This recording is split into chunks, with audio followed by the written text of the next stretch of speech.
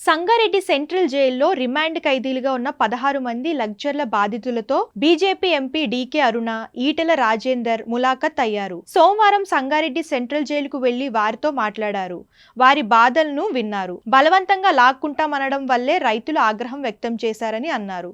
ములాఖత్ అనంతరం Mahabub Nagar MP DK అరుణ మాట్లాడుతూ, లగ్జర్ల గ్రామంలో ఫార్మా కంపెనీకి భూములు ఇవ్వబోమని రైతులు 8 నెలలుగా ఆందోళన చేస్తున్నారని, బలవంతంగా భూములు లాక్కుంటామని అధికారులు చెప్పడంతో రైతుల ఆగ్రహానికి గురయ్యారని పేర్కొన్నారు. రైతులు ప్రజాభిప్రాయ సేకరణకు బహిష్కరించారని చెప్పారు. వాస్తవంగా ప్రజాభిప్రాయ సేకరణకు రాకపోతే కలెక్టర్ ఒక్కరే ఎందుకు వెళ్లారని ప్రశ్నించారు. పోలీసుల వైఫల్యంతోనే లగ్జర్ల ఘటన జరిగిందని డీకే అరుణ ఆరోపించారు. సీఎం రేవంత్ సోదరుడు అక్కడ ఉన్న రైతులను భయపెట్టారని తెలిపారు. భూములు ఎలాగైనా గుంజుకుంటామని చెప్పారన్నారు.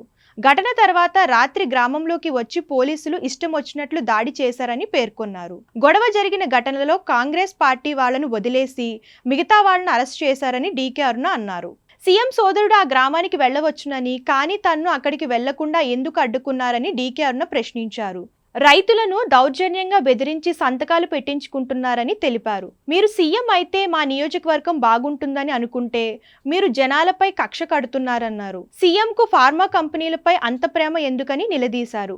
ఓటేసి గెలిపించిన జనాల కంటే మీకు ఫార్మా కంపెనీలే ముఖ్యమా అని ప్రశ్నించారు.